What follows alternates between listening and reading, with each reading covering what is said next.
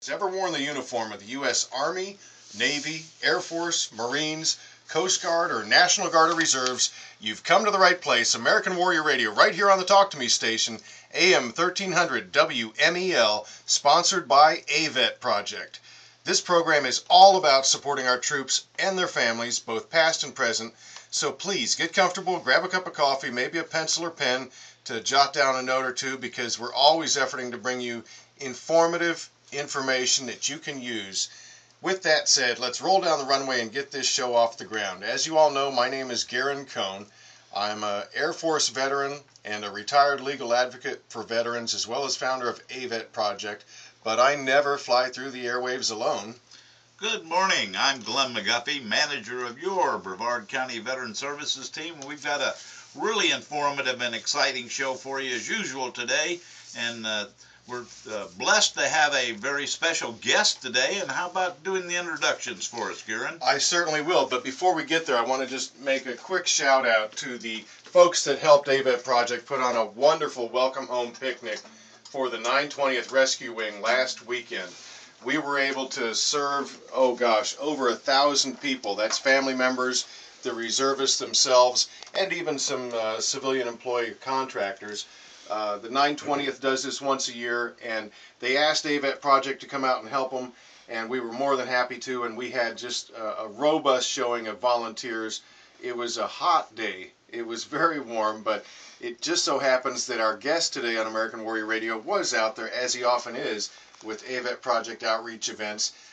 He's a retired lieutenant commander from the United States Navy. And Bob, say hello. This is Bob Bret, everybody. Hey, how you doing? We brought you in here today because you got some interesting things to share with the audience about the Central Florida Navy League. But before we even get there, tell our audience a little bit about yourself, your military background, and that sort.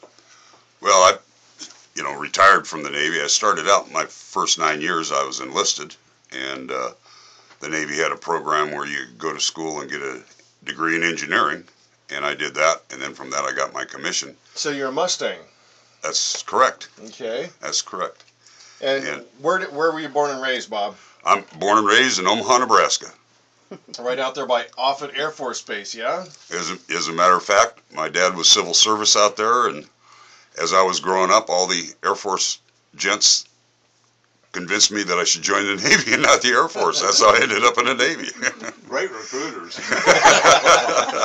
Well, it wasn't much call for Navy in the middle of Nebraska, but so you spent an entire career with the Navy, right? That's correct. And what was your MOS? What did you do in the Navy? Well, I was on P3s the whole time, and P3s do communications. Our primary mission used to be anti-submarine warfare during the Cold War. What do we call those? Sub-chasers? Sub-chasers. Yeah, Okay. tell them what a P3 is, Bob. Well, P3 is an old Lockheed Electra that has been around for 50 years. It started out as a commercial airliner. And Prop job? 4 turboprops. What's funny is just as we speak up in Jacksonville, they're replacing P3s with Boeing 737s. It's now called the P8. So it was a P3 Orion. Now they're making a transition to 737s? That's correct. That's correct. And for all the folks that live here on the Space Coast, Glenn, we often see those P3s doing touch and goes training, right? Oh, yeah, frequently see them doing touch and goes out of Patrick Air Force Base. I'm really surprised that they're going to a jet platform. I would have thought that might be a little too quick for the sub-hunting.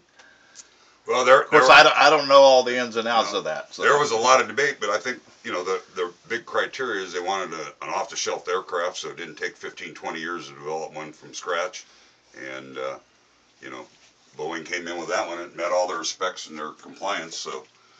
Okay, so you were deeply involved in the P3 operations, and I know they even run those out in the Pacific Theater out of Hawaii, Kaneohe Bay, the P3s. Well, yeah, in fact, most of my enlisted career was on the West Coast, and my commission career was on the East Coast, except for a tour out of Monterey where I got my master's degree. You were out there by Big Sur, huh? That's correct. Well, I'm curious to find out, for all you folks that are listening to American Warrior Radio someplace else in the country, and you're not here on the Space Coast, you may not be familiar with Patrick Air Force Base, but the 920th that I just mentioned regarding their picnic. They also fly C-130s and the Pave Hawk helicopters, but it's a regular occurrence to see P-3s. I'm guessing they're out of Jacksonville. That's correct. That's where the training squadron is on the East Coast. So. And they must have some heavy-duty electronics, because I often drop calls whenever one flies over. Oh yeah. All right. So you spent your time in the Navy, and when you were commissioned, what did you do? What exactly were you doing? Well, after I got commissioned, there's 12 different positions on a P-3 aircraft. 3 of them are for officers, the rest are enlisted. So I just moved up to, you initially start out as a navigator, and then you move into what's called a tactical coordinator, or a TACO. And that's the guy who sits back and runs the computer and runs the mission. And it's sort of like Spock in Star Wars, you know, one of those type of concepts. That's probably the easiest way to explain it. And you finished your career out in those positions? I did. Well, in fact, I retired out of Orlando. I got stationed in Orlando back in 1980 as a program manager to buy all the trainers and simulators for that aircraft. And I bought the trainers for the airplane and for the back end for all the mission stuff. And I retired out of that job. And Glenn, I understand that Orlando is kind of the Silicon Valley of Florida. There's a lot of simulation and that sort of stuff going on out there. Yeah, and in fact, the new hospital that they're working on building out there, the new VA hospital, is also going to have a component for simulation of medical practice that's going to be the only one in the United States. And they put it there because of their closeness to Disney and all their talents there in the simulation field. And it's going to be where they can practice things without doing it on a live patient. In other words, they can practice till they get good at it and then do it for real. Well, as a matter of fact, the president of the Central Florida Navy Here comes the segue.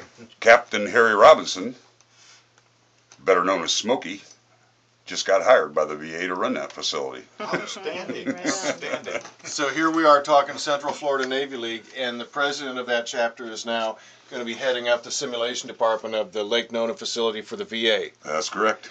In small world. Mm-hmm. All right, so let's talk about what you really came here for, and that's the Central Florida Navy League. Give us some history, first of all.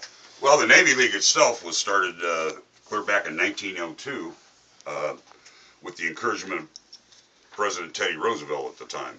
And what he was looking for is a civilian voice to make a stronger sea service, to talk to Congress and to the American people. And that basic mission still survives today. Navy League, basically the sea services are the Navy, the Marine Corps, the Coast Guard, and the Flag Merchant Marines. So they have over 50,000 civilians and more than 250 councils throughout the world, and they're worldwide. And their mission is to enhance the morale of active duty personnel and their families, to inform Congress and the public on the importance of the strong sea service, and to support youth through programs like the Navy Sea Cadet Corps, Naval and Junior ROTC programs, and similar ones for Marines. And how long have you been involved with the Navy League? I've been involved with the Navy League since probably 1980, but I've been the treasurer of the Central Florida Council since 2003. Now, the Central Florida Council is located not here on the Space Coast, but in Orlando, right? That's correct. Over here in Brevard, there's a Space Coast chapter up in Titusville, and there's a Cape Canaveral chapter. And then we're the chapter over in Central Florida out of Orlando. So for all you folks that are listening to American Warrior Radio right here on the Talk to Me station, AM 1300 WMEL, and your former Navy, you want to get involved, there are some Navy Leagues here. What is the criteria for membership in the Navy League? Do you know, Bob? Well, in fact, one of the misnomers is you don't have to have been in the military at all. Mm-hmm. Interesting. You just want to be a member, and you go the easiest way to do it. So like an auxiliary membership, or is this just a straight membership? It's for civilians. It's really not for ex-military, although there's a lot of ex-military involved. Yeah. Our president 2 years ago was a retired Army colonel. Had never knew anything about the Navy at all until he got in the Navy League. So and over half of our members are pure civilians, had never been in the military at all. Well, interesting. So there's a great opportunity for all of those out there that want to get involved, because I know the Central Florida Navy League, you guys just had a big marathon, didn't you? Your 5K? We had a 5K over in Orlando back in March, and we've got a project I'll talk about a little later called the Lone Sailor Project, and we shared the profits from that with the Building Homes for Heroes, which is a great organization, and Homes for Our Troops is another one. AWR Project has been involved in supporting Homes for Our Troops because they've had a couple projects here locally where warriors that have been engaged with AWR Project ended up getting on that list, and hats off to Specialist Luis Puertes. He got his house, I'm looking at our producer, I think it was about December. 6 months ago. Yeah, it's been, can you believe it? We're halfway through the year already. I know. But these are great opportunities for everybody in the listening audience. And folks, if you're listening in Texas or North Dakota, New Hampshire, you want to get involved, plenty of opportunity. You can go online to avetproject.org, Alpha Victor Echo Tango Project.org. Click on the volunteer button and you can enter some information. You can also, even if you're not really involved in social media like Twitter or Facebook, just scroll down the page to the lower left corner. You'll see the Facebook icon. Click on it. You don't have to be a member. You'll be able to view it. You won't be able to interact. But there's just loads of information, and it's updated daily with interviews, news notes, interesting other organizations, and just ways to get involved. And, of course, we always encourage folks to make a donation to support your troops, because without your help, we can't do it. We were talking about the Central Florida Navy League, and specifically, you've got a big project in the works right now called the Lone Sailor Memorial. Can you talk about, first of all, what's the location out there in Orlando? Well, it's the old naval base, NT Recruit Training Center, Orlando, where it was a boot camp from the early 70s until they did a base closure in the late 80s. It was turned over to the city of Orlando, and they've developed a big housing unit out there. And about the only thing left that even looks Navy is the old, they had a parade ground where they did graduation every Friday, marched the troops around. They left that as a park. It's called Baldwin Park. And it's on that property, actually right where the reviewing stand used to be, where we're proposing to put this Lone Sailor statue and memorial. And you've got all the paperwork, all your ducks are in a row regarding the monument itself. Yep. We've been approved by the Navy Memorial Foundation up in D.C. So it's a national It's outfit. a national, and I'll mention that real quickly, but we've also been approved by the city of Orlando and Orlando Parks and Recreation, because once this is done, we basically turn that over to them. And they'll manage it and upkeep and all To the that? city of Orlando, that's correct. Okay. Now, what's the history behind this Lone Sailor business? Okay. Well, the Navy Memorial Foundation was established in 1977 to honor all the sea services, and they created a memorial up in D.C. So the Coast Guard would be included in that as well? That's correct. Okay. It's all the sea services, and the trademark, or the thing that reminds you most of the Navy Memorial, is a 7-foot bronze statue of a sailor. He's got his Dixie cup cap on. He's got a pea coat on, and then down at his feet is a sea bag and one of the cleats that they tie ships off with. And it's made out of bronze. It was done by an artist, Stanley Bleefield, and it was the first one. And since then, there's 13 other sites in the U.S. The only other one is in Florida, down in Fort Lauderdale. That was just put in a couple years ago. And so they just recently approved, based out of Central Florida, got aggressive and suggested we have one down here, and they've approved that, and so we've started the process to go through that. There were over 2 million sailors that were stationed in the Orlando area, went through there. Now, what time period are we talking about? Glenn, I know you're familiar with some of the history here. Yeah, and that was a going concern over there when they were doing that for naval basic training, and they had other schools going there, I believe, didn't they, Bob? Yeah, they had nuclear power training was over there. They had a lot of the different ratings, or MOSs as you call them in the Air Force. what they call C schools over there for like enginemen and boiler technicians, signalmen, things like that. They did a lot of training there. There was also a command over there that still exists over in Orlando, and it's currently called the Naval Air Warfare Training Systems Division. And that command buys all the training and simulation for the Navy, a lot for the Marine Corps, and there's even a tenet over there. The Army is called or the Marine Corps is called PM TRACIS, and the Army is called PEO STRI. So the Army, and recently the Coast Guard's opened an office over there, and the only one not there buying simulators is the Air Force. They do all theirs out of Wright-Patterson. Okay, so you're telling me there's still an active faction of each of those branches involved yes. in that over in Orlando, but not where the old base was, or is it? No, they're out. There's a research park adjacent to the University of Central Florida, and working with the University of Central Florida, who donates land. In that research park are the military commands that buy this, a lot of the companies that support them, and a lot of the companies that actually build the simulators have offices over in that area. So it sounds like there's still a lot going on over there right now. Oh, there is. There's. But this area you spoke about where the Lone Sailor Memorial is going to be, used to be the active training base, and now it's just been shifted around to where you have a small area, Baldwin Park, and there's a section of that that's set aside for this memorial. The corner, and like I say, it used to be where everybody would stand when the recruits would come by. Sure, the parade in ground. review. Right in that area is where this is going to be, and you know, it's pretty impressive. If you go to the website, there's some pictures of the artist rendering, and I'll mention it. Yeah, go ahead. We'll throw the website out right now, so Yeah, anybody that's okay. listening can make a note of it. Well, there's actually two. The Lone Sailor website itself for this is www.lonesailorfl.com. And FL for Florida, so lonesailorfl.com. Yep. And what are they going to see there, Bob? Well, the main thing is going to give a high-level description of what this is about.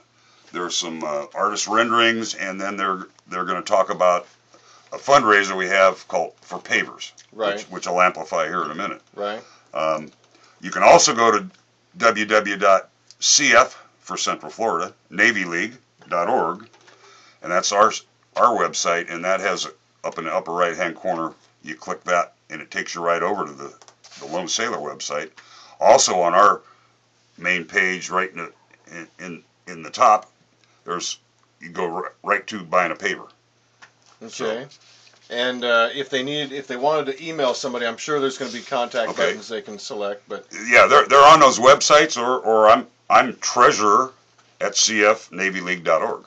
treasurer@cfnavyleague.org. That's correct. Mm-hmm. Okay, that's a way to get in touch with Bob Bret. Now, let's talk about these pavers. This sounds like a neat way.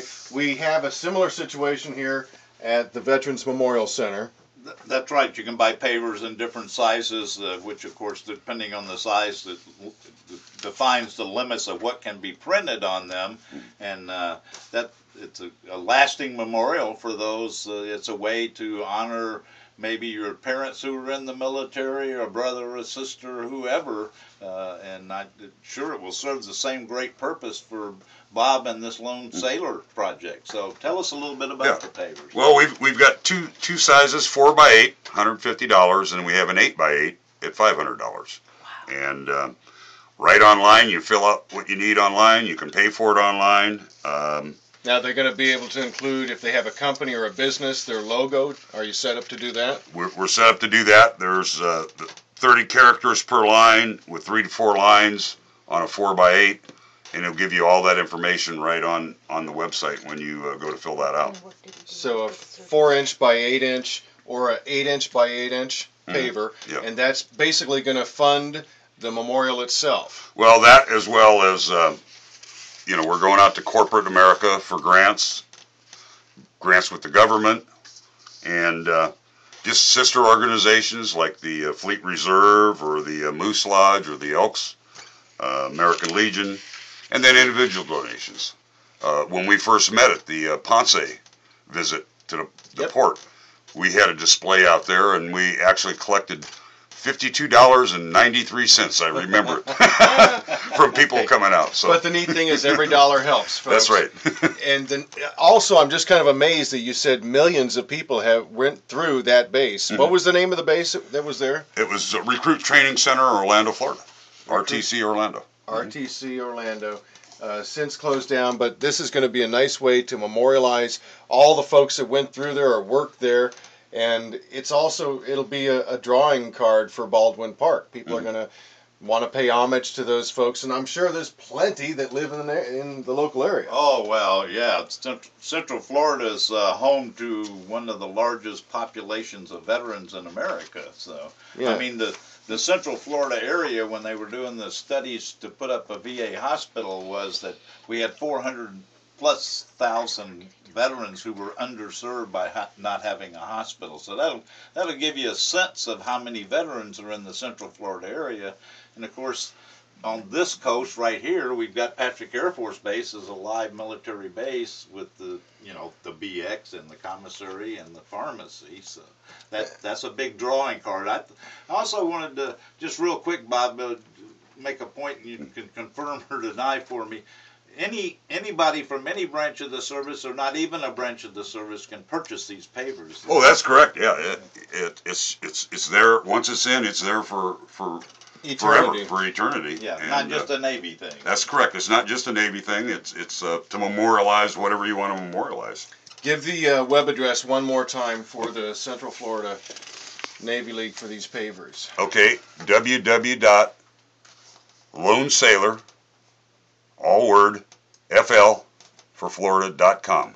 So Lone, L-O-N-E, sailorfl.com. That's correct. Will get you to the page where you can view the artist renderings, see what the project's going to be about, see who it benefits and what it's about, and also order a paver. You can do it all right there. Well, we have been delighted to be joined by Bob Bret, Lieutenant Commander, U.S. Navy, retired. And thank you so much, not just for everything you've done for our country, but for all of your support of AVET Project, and best wishes for the Lone Sailor Memorial. Really appreciate it, Bob. We'll be seeing you down the road, I'm sure. Oh, yeah. Thanks. Stick with us here on American Warrior Radio, folks. We'll be right back in just a moment after the news.